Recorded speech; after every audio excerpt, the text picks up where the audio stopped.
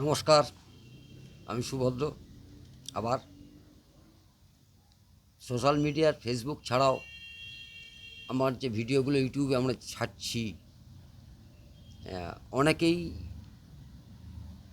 Appreciate করছেন ব্যাপারটাকে। অনেকেই খুব ভালো মতামত জানিয়েছেন। যারা জানিয়েছেন তাদেরকে অসংখ্য অসংখ্য অসংখ্য ধন্যবাদ। পাশে থাকুন, দেখতে থাকুন।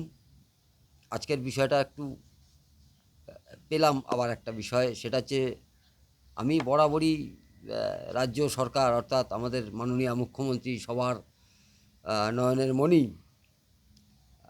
আমি তার বিরোধিতা কিন্তু বরাবরই করে চলি। না, আজকে আর বিরোধিতা করব না, একদম না, একদম না, একদম তার বিরোধিতা করব না। কথা দিচ্ছি তার বিরোধিতা কোনো রকম করব না। তার কারণ হচ্ছে একটা খুব ভালো সংবাদ পেলাম, খুব ভালো সংবাদ পেলাম। মাননীয় বলছেন বাংলাদেশ ইস্যুতে তিনি বলেছেন যে ইতিমধ্যে কেন্দ্রীয় সরকারের উচিত সেখানে শান্তি বাহিনী প্রবেশ করানো, শান্তি বাহিনী ঢুকিয়ে দেওয়া প্রস্তাব তিনি দিয়েছেন, জানতে পারলাম। আর আরেকটা তো তিনি এটাতে আর কিছু করার নেই, যেহেতু আন্তর্জাতিক বিষয়, এখানে রাজ্যের ভূমিকাটা একটু কম, তাই তিনি কেন্দ্রীয় সরকারের উপর দ্বারস্থ। কেন্দ্রীয় সরকার যে পথে চলবেন এই বাংলাদেশ ইস্যুতে যা ব্যবস্থা নেওয়ার উনি তার সঙ্গে সহমত পোষণ করেছেন। অসংখ্য ধন্যবাদ, অসংখ্য অসংখ্য অসংখ্য ধন্যবাদ মাননীয়। এই সিচুয়েশানে আমি অনেক কিৎসা করেছি আপনার, কিন্তু মানে সত্যি কথা এবার আপনার একটু প্রশংসা না করলেই নয়, তাই নির্দ্বিধায় করছি। কিন্তু আমার কিছু এই বললাম খুব বাজে অভ্যাস, মানে এরা মানে সব জায়গায় একটা গন্ধ খোঁজার ব্যাপার থাকে। তো তা আমার একটা প্রশ্ন আছে আপনার কাছে, যে দেখুন সেটা হচ্ছে যে আপনি যে বলেছেন তার পরিপ্রেক্ষিতে বাংলাদেশের যে আওয়াজটা দিয়েছে বাংলাদেশ থেকে, যে আপনার নাকি এটা বলা উচিত হয়নি, অবিলম্বে আপনার এই বিবৃতি প্রত্যাহার করতে হবে। আপনার এটা একদম বলাটা কোনোভাবেই ঠিক হয়নি। এটা উস্কানিমূলক বার্তা, এটা আরও বিপদ ডেকে আনার একটা সংকেত। নানানভাবে তারা একটা প্রচ্ছন্ন হুমকি দিয়েছেন। অবিলম্বে আপনাকে এই বিবৃতিটা উইথড্র করে নিতে হবে। স্বাভাবিক, তারা চাইবেন এটাই। কিন্তু আমি আপনাকে যেটা বলি, যে আমরা দীর্ঘদিন ধরে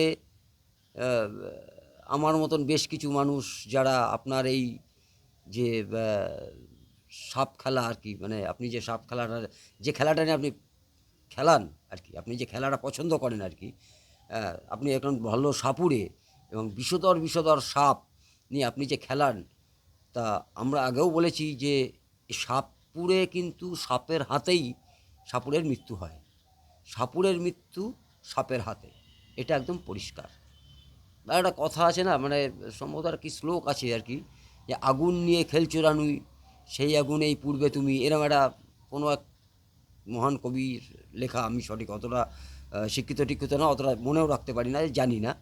তা এই বার্তাটাও আপনাকে দিয়েছিলাম এর আগেও, অনেক ভিডিওতে টুকটাক কম বেশি বলেছি যে আপনি যে আগুন নিয়ে খেলছেন সে আগুন নিয়ে আপনি কিন্তু পুড়ে মরতে হবে। আজকে বুঝতে পারছেন কি? আজকে বুঝতে পারছেন কি? খালি মৌচাকে একটা ঢিল মেরেছেন, অর্থাৎ আপনি একটা কথা বলেছেন।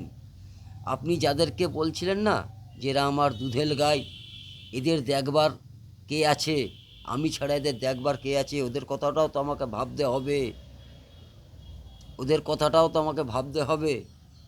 এই ভাবনাটা, এই যে ভাবনাটা কাদের জন্যে ভাবছেন বুঝতে পারছেন? কাদের জন্যে ভাবছেন? জামাই আদর করে বেশি দিন পরজীবীকে টিকিয়ে রাখা যায় না। জামাই আদর করে পণ্যের ছেলেকে কোনোদিন আপন করা যায় না, হয় না। বুঝিয়ে দিল। আমরা কিন্তু, আপনি যাই বলুন, আমরা কিন্তু সেই জাত, আমরা কিন্তু সেই জাত যে আপনি হঠাৎ করে পাল্টি মারবেন আর আমরা আপনার পাল্টি বাজে আপনাকে বিশ্বাস করব, তা কিন্তু নয়। এটা আপনি বুঝতে শিখেছেন নাকি একটা ছোট্ট গেম খেলার চেষ্টা করেছিলেন, সেটা ভবিষ্যৎ বলবে। কেন আপনার তো প্রত্যেক খেলাতেই গেম খেলা, বা খেলাটা আপনার খুব পছন্দসই জিনিস, যে কোনো বিষয় নিয়ে খেলা করাটা, এবং আপনি একজন ভালো খেলোয়াড়। সেই জায়গায় দাঁড়িয়ে আপনি যখন বলেছেন এটা, তখন মানতেই হবে যে তারা কিন্তু এটাকে খুব সিরিয়াস নিয়ে নিয়েছে এবং আপনাকে এটা প্রত্যাহার করতে বলেছে।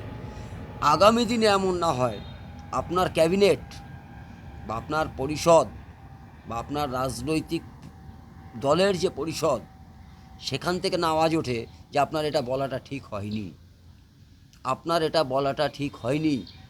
এমন না হয়, এমনটা না হয় যেটা আপনি ভেবেছেন। হয়তো আপনার মাথায় কোনো সময় বা কোনো ক্ষেত্রে আপনি বুঝতে পারছেন, মনে হয় এটা অস্বীকার করার জায়গা না, আমরা সাধারণ মানুষ বুঝতে পারছি আর আপনি বুঝতে পারছেন না, তা বললে হবে?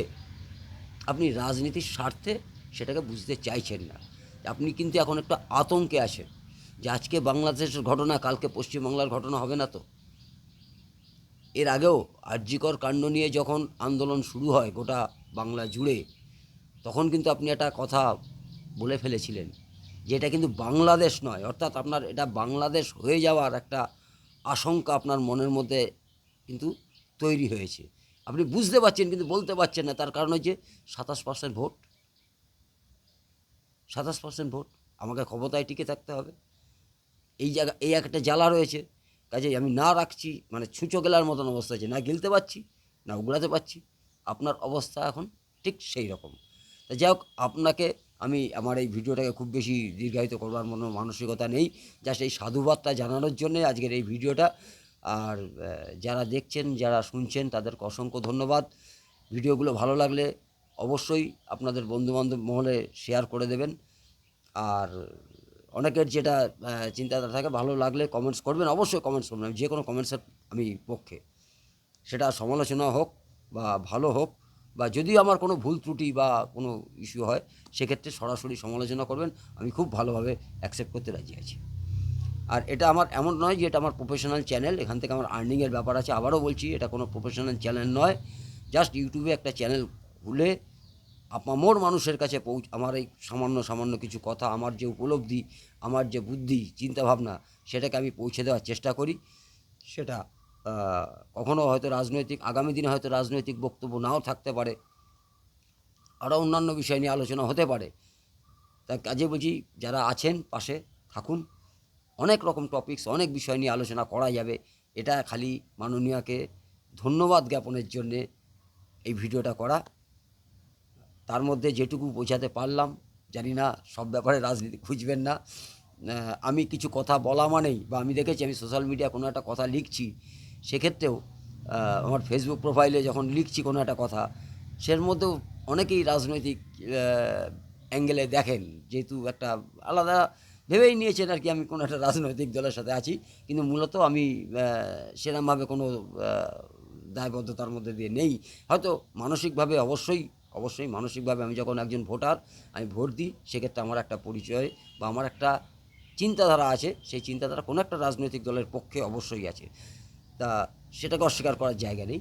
তা সেই জায়গায় দাঁড়িয়ে আপনাদের কাছে অনুরোধ, মানে প্রত্যেকে না সব ব্যাপারগুলো রাজনীতি, আমি না অনেক কিছু রাজনীতির বাইরে যে করতে চাই, কিন্তু সেটা না করতে পারি না।